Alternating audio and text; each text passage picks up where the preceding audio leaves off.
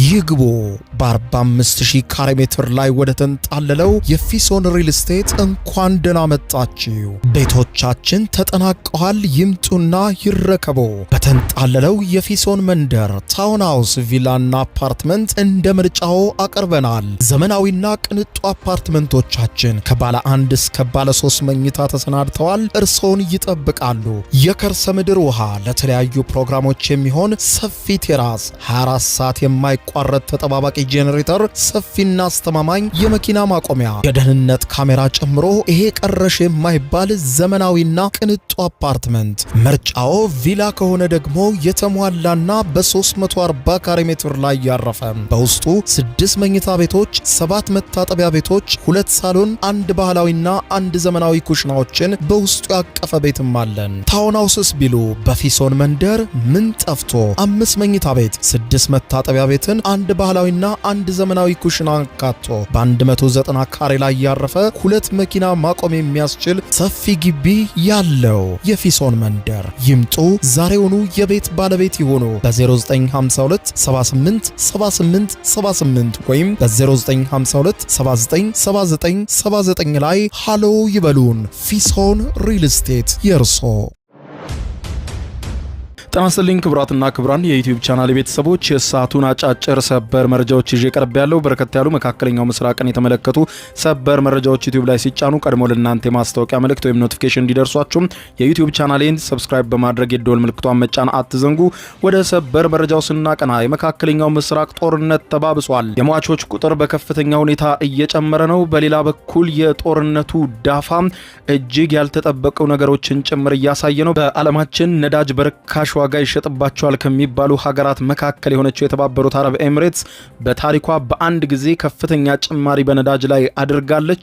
እጅግ ከፍተኛው ጭማሪ ምን ይመስላል በዝርዝር የማስደምጣችሁ ሲሆን ኢራን ዛሬ በሰጠችው መግለጫ ለአረብ ሀገራቱ በሰጠችው ማሳሰቢያ ጸቤ ከናንተ ጋር አይደለም በውስጥ ባስጠለላችሁት ከአሜሪካ ኃይል ጋር እንጂ የአሜሪካ ጦርን ከግዛታችሁ አስወጡ፣ ምንም አይነት ሚሳኤል አይነካችሁም ያኔ ስትል ተናግራለች። ሁኔታውን በተመለከተ በዝርዝር የማስደምጣችሁ መረጃ ይኖራል።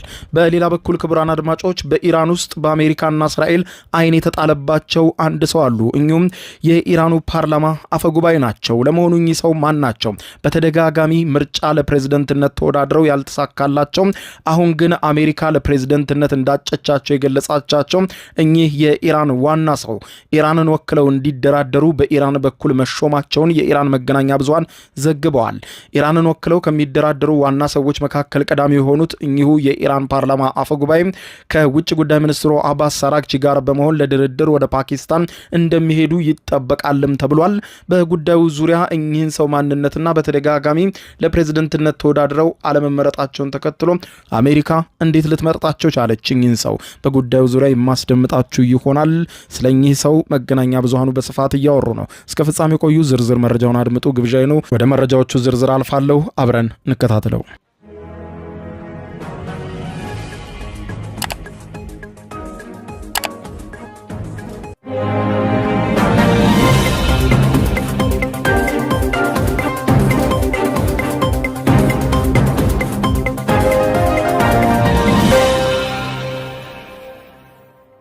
በቅድሚያም የመካከለኛው ምስራቅ ጦርነት አሁንም ተባብሶ የቀጠለ ሲሆን በጦርነቱ ከባድ ፈተና ውስጥ ከገቡና በዓለምም በርካሽ ዋጋ ነዳጅ ይሸጥባቸዋል ከሚባሉ የመካከለኛው ምስራቅ ሀገራት መካከል ቀዳሚ የሆነችው የተባበሩት አረብ ኤሚሬትስም ታይቶ በማይታወቅ ሁኔታ የነዳጅ ዋጋ በከፍተኛ ሁኔታ መጨመሩ ተሰማ። የተባበሩት አረብ ኤሚሬትስ በዛሬው ዕለት ይፋ ባደረገችው መረጃ እንደገለጸችው ከሆነ ከነገ ጀምሮ ተግባራዊ የሚሆን አዲስ የነዳጅ ዋጋ ማስተካከያ ይፋ አድርጋለች። የተባበሩት አረብ ኤሚሬትስ የመገናኛ ብዙሃንን ጓቢ አድርጎ ዘ ኢኮኖሚስት ከሰዓታት በፊት ባወጣው መረጃ እንዳመለከተው በሁሉም የነዳጅ አይነቶች ላይ ከፍተኛ የሆነ ጭማሪ አድርጋል። በዚህ ማስተካከያ መሰረትም ሱፐር 98 የተባለውና ከዚህ ቀደም በ2 ድርሃም ከ59 ሳንቲም ይሸጥ የነበረው 1 ሊትር አሁን ላይ ጨምሮ 3 ድርሃም ከ39 መግባቱም ተዘግቧል። ሌላኛውና ስፔሻል 95 የተባለው በ1 ሊትር 2 ድርሃም ከ48 ይሸጥ የነበረ ሲሆን አሁን በአዲሱ ዋጋ ጭማሪ 3 ድርሃም ከ28 ጨምሯል። ሌላኛው E+ 91 የተባለው ሲሆን በቀደመው ጊዜ 2 ድርሃም ከ40 ሳንቲም ይሸጥ ነበር። በአሁኑ ሰዓት ዋጋው ጨምሮ 3 ድርሃም ከ20 ሳንቲም እየተሸጠ ሲሆን ሌላኛው ደግሞ ደግሞ ናፍጣ ነው። ናፍጣ ከዚህ ቀደም በሌትር 2 ድርሃም ከ72 ሳንቲም ይሸጥ የነበረ ሲሆን አሁን ላይ ዋጋው በእጥፍ ጨምሮ 4 ድርሃም ከ69 ሳንቲም መግባቱን የኤምሬትስ መረጃዎች አሳይተዋል። በዓለማችን ርካሽ ነዳጅ ይሸጥባቸው ከነበሩ የዓለም ሀገራት ተርታ የምትመደብ የነበረችው የተባበሩት አረብ ኤምሬትስ አሁን ላይ የነዳጅን ዋጋ በከፍተኛ ሁኔታ መጨመሯ በሀገሪቱ ውስጥ የሸቀጦችን ዋጋ ወዲያውኑ እንደሚጨምረው ከወዲሁ የተነገረ ሲሆን ይህም ከዚህ ቀደም በኤምሬትስ የነበረውን የኑሮ ሁኔታ የበለጠ እንደሚያኑረውም ተመልክቷል። በሌላ በኩል ኢራን በተባበሩት አረብ ኤምሬትስን ጨምሮ በመካከለኛው ምስራቅ የምትፈጽማቸውን ጥቃቶች በተመለከተ በዛሬው ዕለት ይፋዊ መግለጫ ሰጥታለች። ኢራን በአረብ ሀገራት ላይ የምትፈጽመው ጥቃት በአሜሪካ ኃይሎች ላይ ብቻ ያነጣጠረ ነው ስትል ነው ያስታወቀችው። ኢራን በባህረ ሰላጤው ሀገራት ላይ የምትፈጽመው ጥቃቶች ኢላማ የሚያደርጉት የአሜሪካ ኃይሎችን ብቻ ነው ሲሉ የሀገሪቱ ውጭ ጉዳይ ሚኒስትር አባስ አራግቺ ተናግረዋል። አባስ አራግቺ ሲናገሩ ከአረብ ሀገራቱ ጋር ምንም ጸብ የለንም፣ ነገር ግን የአሜሪካን በስራቸው በማስጠለል ከአሜሪካ የጦር ሰፈሮች የሚነሱ ጀቶችና ሚሳይሎች እንዲደበድቡን አድርገዋል። ስለዚህም እኛም ጥቃት የምንሰነዝረው በአረብ ሀገራቱ ላይ ሳይሆን በቀጠናው ውስጥ ባሉ የአሜሪካ ጥቅሞች ላይ ነው ብለዋል። ኢራን ላለፈው 1 ወር ከአሜሪካና እስራኤል ጋር ባደረገችው ብርቱ ውጊያም የመካከለኛው ምስራቅ ሀገራትን በሚሳይልና በሰው አልባ ድሮኖች እየደበደበች ነው።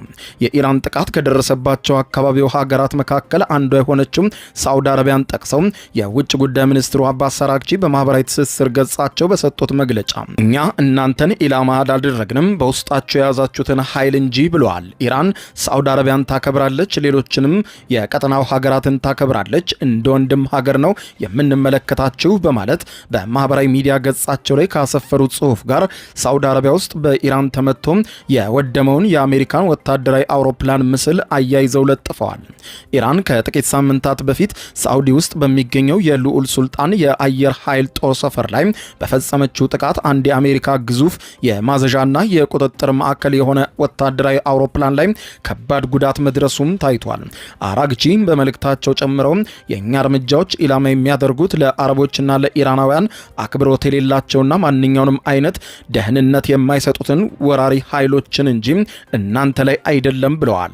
የኢራን የውጭ ጉዳይ ሚኒስትር በሀገራቸውን ትኩረት በአሜሪካ ኃይሎች ላይ ነው ቢሉም በመካከለኛው ምስራቅ ሀገራት ላይ እየተፈጸሙ ባሉ ጥቃቶች መሰረተ ልማቶችና የሲቪል ተቋማትም ኢላማ መሆናቸው እየተዘገበ ነው። አራግቺ ሳውዲ አረቢያ ላይ ትኩረት አድርገው አስተያየታቸውን ሲሰጡ የባህረ ሰላጤው ሀገራት ከኢራን በኩል በሚሰነዘርባቸው ጥቃቶች የተፈጠረባቸው ቁጣ ባየለበትና አሜሪካ የምታካሂደውን ጦርነት እንድትቀጥል እያበረታቱ እነርሱም ጦርነቱን ለመቀላቀል እያሰቡ ባለበት በአሁኑ ሰዓት ነው። አራግቺ ሲናገሩ ከእናንተ ጋር ጸብ የለንም፣ በውስጣችሁ ያስጠለላችሁትን ኃይል ካወጣችሁ ከእናንተ ጋር ግጭት የለንም ብለዋል። እንዳንመታችሁ የአሜሪካ የጦር ኃይልን ከቀጠናችሁ አስወጡ ባይ ናቸው። በሌላ በኩል በመካከለኛው ምስራቅ እየተካሄደ ያለውን ጦርነት ተከትሎ የሟቾች ቁጥር በከፍተኛ ሁኔታ እያሻቀበ ነው። ከ5 ሳምንታት በፊት የካቲት 21 ቀን 2018 ዓመተ ምህረት አሜሪካና እስራኤል በኢራን ላይ የከፈቱትን ጦርነት ተከትሎ በቀጠናው የሟቾች ቁጥር እያሻቀበ ስለመሆኑ የመገናኛ ብዙሃን ዘገባዎች ያሳያሉ። በኢራን ስንመለከት መቀመጫውን አሜሪካ ያደረገው የሰብአዊ መብቶች አክቲቪስቶች ድርጅት የሆነው ሂራና ጦርነቱ ከተጀመረበት ጊዜ አንስቶ 3492 ሰዎች እስካሁን መገደላቸውንና ከነዚህ መካከል 1574ቱ ሰላማዊ ሰዎች እንዲሁም 236 ያህሉ ደግሞ ህጻናት መሆናቸውን ገልጿል። በእስራኤል ደግሞ ያለውን ስንመለከት በእስራኤል ማገን ዴቪድ አዶም የተባለው የአምቡላንስ አገልግሎት ድርጅት ጦርነቱ ከተቀሰቀሰበት ዕለት አንስቶ 19 እስራኤላውያን መገደላቸውን ገልጿል። የእስራኤል ጦር በበኩሉም በሊባኖስ 9 ወታደሮቹ መገደላቸውን ትናንትና ይፋ አድርጓል። በሊባኖስ ስንመለከት የሊባኖስ የጤና ሚኒስቴር እንደሚለው 124 ህጻናትን ጨምሮ 1247 ሰዎች እስካሁን መገደላቸውን ገልጿል። የባህረ ሰላጤው አጠቃላይ ሀገራትን ሁኔታ ስንመለከት በባህረ ሰላጤው በሳውዲ አረቢያ፣ በተባበሩት አረብ ኤምሬትስ፣ በኩዌት፣ በኳታር፣ በባህሬንና በኦማን በአጠቃላይ 24 ሰዎች መገደላቸውን ሲነገር አብዛኞቹ የጸጥታ አባላትና የውጭ ሀገር ሰራተኞች መሆናቸው ተዘግቧል። 11 ሰዎች በተባበሩት አረብ ኤምሬትስ ውስጥ ሲገደሉ 7ቱ በኩዌት፣ በኦማን፣ በሳውዲ አረቢያና በባህሬን ደግሞ በእያንዳንዳቸው 2 ሰዎች ሞት ተመዝግቧል። ይህ በዚህ እንዳለ አሜሪካና እስራኤል የከፈቱት ጦርነት ከተጀመረ ወዲህ የኢራን ፓርላማ አፈ ጉባኤ መሐመድ ባግር ጋሊባፊ የሚጫወቱት ሚና እየጨመረ መጥቷል። ከአሜሪካ ጋር በሚደረገው ድርድር ኢራንን ወክለው እንዲደራደሩ ኃላፊነት እንደተሰጣቸውም ተገልጿል። አፈ ጉባኤው ጋሊባፊና የውጭ ጉዳይ ሚኒስትሩ አባስ አራግቺ ከእስራኤል የግድያ ዝርዝር ውስጥ እንደወጡ የዜና ወኪል ሮይተርስ የፓኪስታን ምንጮቹን ጠቅሶ መዘገቡ አይዘነጋም። ምንጩ እንደሚለው ከሆነ እስራኤሎች ትክክለኛ አድራሻቸው አላቸው፣ ሊገድሏቸውም ፈልገው ነበረ። እነርሱም የሚወገዱ ከሆነ ለንግግር የሚቀመጥ ሰው በኢራን ውስጥ አይኖርም በማለት በማሰብ ትተዋቸዋል። አሁን ከአሜሪካ ለመደራደር በመፈለጓም አባስ አራግቺና እኚሁ የኢራን ፓርላማ አፈ ጉባኤ ለድርድር ለመቀመጥ ተዘጋጅተዋል ብለዋል። በኢራንና አሜሪካ መካከል የሚደረግ ንግግር ከሚያሳልጡ አሸማጋዮች አንዷ ፓኪስታን ነች። የ64 ዓመቱ አፈ ጉባኤ በማህበራዊ ትስስር ገጻቸው ጠላቶች መሬታችንን የመከላከል ቁርጠኝነታችንን እንዳይፈትኑ ሲያስጠነቅቁን እንዲሁም የማያባራ ጥቃት እንደሚፈጽሙብን ሲዝቱ ነበር የከረሙት። አሁን ግን እንነጋገር በማለት በድብቅም በግልጽም እየጠየቁን ነው ብለዋል። ጋሊባፊ ከዚህ ቀደም በተደጋጋሚ ለፕሬዝደንትነት ተወዳድረው በኢራን ውስጥ አልተሳካላቸውም ነበር። አሁን በድርድሩ ከመሳተፍም በተጨማሪ አሜሪካ ቀጣዩ የኢራን መሪ እንዲሆኑም ፈልጋለች። ባለፈው አንድ ወር ውስጥ አሜሪካና እስራኤል በፈጸሟቸው ጥቃቶች በርካታ ከፍተኛ አመራሮች መገደላቸውን ተከትሎ እየጎሉ የመጡና አንጋፋ ከሆኑ መሪዎች መካከል አንዱ ሆነዋል።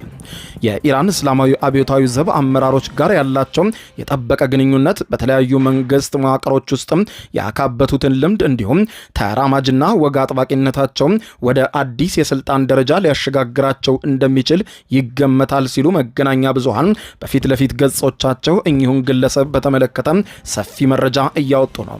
ባለቤትነቱ የኢራን መንግስታዊ ብሮድካስት የሆነው አልዓላም የአረብኛ ቋንቋ የቴሌቪዥን ጣቢያ ዘገባ እንደሚያሳየው ከሆነ ጋሊባፊ ከሃይማኖተኛና ሰራተኛ ቤተሰብ የተወለዱ በሰሜን ምስራቅ ቶርጋቤ በተባለችው የኢራን ከተማ ውስጥ የተወለዱ ናቸው።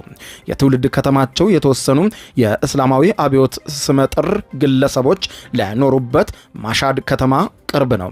16 ዓመት ሲሆናቸው ማሻድ ውስጥ ወደሚገኙ ዋና ዋና መስጂዶች በመሄድ ኋላ ላይ ጠቅላይ መሪ የሆኑትን አሊ ካሚኒን ጨምሮ የሌሎችንም አብዮታዊ የሃይማኖት መምህራን ትምህርቶችን ተከታትለዋል። ጋሊባፊ በአውሮፓውያኑ 1979 በኢራን እስላማዊ አብዮት ከመጣ ጊዜ በኋላ በኢራቅ ጦርነት ተዋግተዋል። የኢራን አብዮታዊ ዘብን የተቀላቀሉትም በ20 ዓመታቸው ነው። ከሁለት ዓመት በኋላ አብዮታዊ ጦሩም አንድ የውጊያ ክፍል አዛዥ ሆነዋል። ጦርነቱ በ1988 እስከሚጠናቀቅበት ድረስም ከዚህ የኃላፊነት ደረጃ ላይ አገልግለዋል። ጋሊባፍ ትዳር የመሰረቱት የአብዮታዊ ዘብ አዛዥ በሆኑበት ዓመት ነው። የጋብቻ ስነ ስርዓቱንም የመሩት የመጀመሪያው ጠቅላይ መሪ ሮሆላ ሆሜኒ እንደሆኑ የአልዓላም ዘገባ ያመለክታል። በዚህ ትዳራቸውም 3 ልጆችን አፍርተዋል። ከጦርነቱም በኋላ በወታደራዊ ስልጣን እርከኑ ላይ ከፍ እያሉ መሄዳቸውን አላቆሙም። በአውሮፓውያኑ 1997 የአብዮታዊ ጦር አየር ኃይል አዛዥ ሆነው አገልግለዋል። በኢራን ከፍተኛ ተቃውሞ በተነሳ ሰዓትም ተቃውሞቹን ለመቆጣጠር ከፍተኛ እንቅስቃሴም ሲያደርጉ ነበር። ከተቃውሞ በኋላም 24 ወታደራዊ አዛዦች የአብዮታዊ ዘቡ ጣልቃ እንደሚገባ የሚዝት በጠንካራ ቃላት የተሞላ ደብዳቤም በወቅቱ የኢራኑ ፕሬዝደንት ለነበሩት ተራማጁ መሐመድ ሀታሚም ጽፈው እንደነበረ ይነገርላቸዋል። ጋሊባፊ ደብዳቤውን ከጻፉና ፊርማ ካሰባሰቡ 2 ወታደራዊ አዛዦች መካከል አንዱና ቀዳሚው ነበሩ። በርካቶች ይህንን ደብዳቤ የእስላማዊ አብዮታዊ ዘቡ በፖለቲካ ጉዳዮች ላይ ያለውን ተጽዕኖ በግልጽ የታየበት እንደሆነ ይናገራሉ። የተማሪዎች ተቃውሞ ከተካሄደ 1 ዓመት በኋላ ጋሊባፊ በ39 ዓመታቸው የፖሊስ አዛዥ ሆነውም ተሾመዋል። ለ5 ዓመታት በቆየው የስልጣን ዘመናቸው ብሔራዊ የአደጋ ጊዜ ፖሊሲ የስልክ መስመር እንዲከፈት አድርገዋል። በፖሊስ መኮንኖች ላይም ቅሬታ የሚቀርብበት አሰራርንም ዘርግተዋል። የፖሊስ ኃይሉ ከውጭ የገቡ ተሽከርካሪዎችን እንዲታጠቅ ማድረጋቸው ከሚኮሩበት ስኬቶች መካከል አንዱ እንደሆነ ይጠቀስላቸዋል። በአውሮፓውያኑ 2005 ጋሊባፊ የፖሊስ አዛዥነት ስልጣናቸውን ለቀው ለኢራን ፕሬዝደንትነት ተወዳድረዋል። በምርጫ ከተሸነፉ በኋላ የቴህራን ከንቲባ እንዲሆኑ በከተማዋ ምክር ቤትም ተመርጠዋል።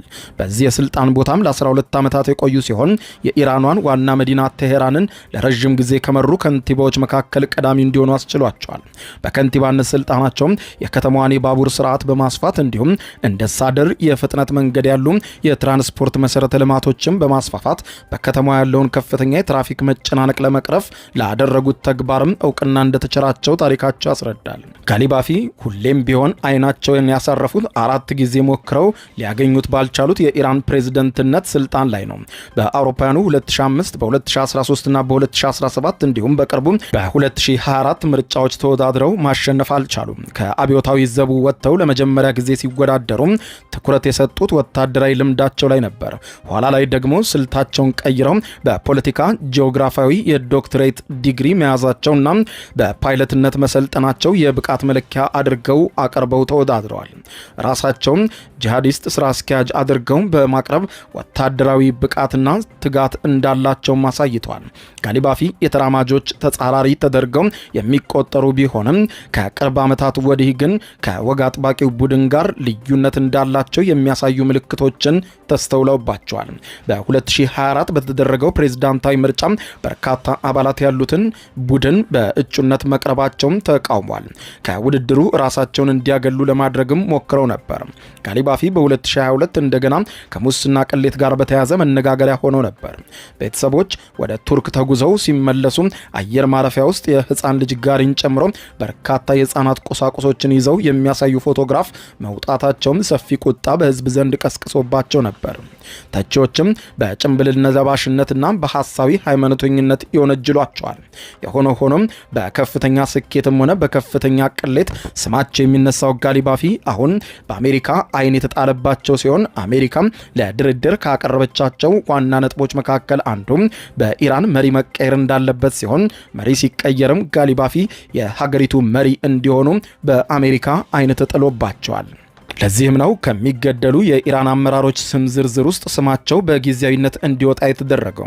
ጦርነቱ ሲጀመር ጀምሮ የአሜሪካው ፕሬዝዳንት ዶናልድ ጄ ትራምፕ በስልጣን ላይ እንዲሆን የሚፈልጉት ልምድ ያለውና ቀድሞም ከአብዮታዊ ዘቡ ጋር የተወሰነ መልኩ አብሮ የሚሰራ ነገር ግን ተራማጅ አስተሳሰብ ያለው እንዲሆን ይፈልጉ እንደነበረ የተዘገበ ሲሆን ለዚህም ነው ከመጀመሪያው የጥቃት ቀን ጀምሮ በርካታ ባለስልጣናት ሲገደሉ እሳቸውና የኢራን ውጭ ጉዳይ ሚኒስትር አባስ አራግቺ ከግድያ የተረፉት ተብሏል። አሁንም ቢሆን ያሉበት ቢታወቅም ነገር ግን ግድያ እንዳይፈጸምባቸው አሜሪካ ጥብቅ ትዕዛዝ ለእስራኤል በመስጠቷ ሞሳድ ያሉበትን አካባቢ ጠንቅቆ ቢያውቅም ነገር ግን ጥቃት ከመክፈትና አመራሮቹን ከመግደል ተቆጥቦ ያለው በአሜሪካ በተሰጠው ጥብቅ ትዕዛዝ ነው ተብሏል። የመካከለኛው ምስራቅ ጦርነት ቀጥሏል። በርካታ ውድመትን እያስከተለ ነው። በጉዳዩ ዙሪያ ተጨማሪ መረጃዎችን በምሽቱ የዜና ዘገባ ይዤ መቀርብ ይሆናል። እስከዚያው በያለንበት የዓለም ዳር ቸር እንቆይ።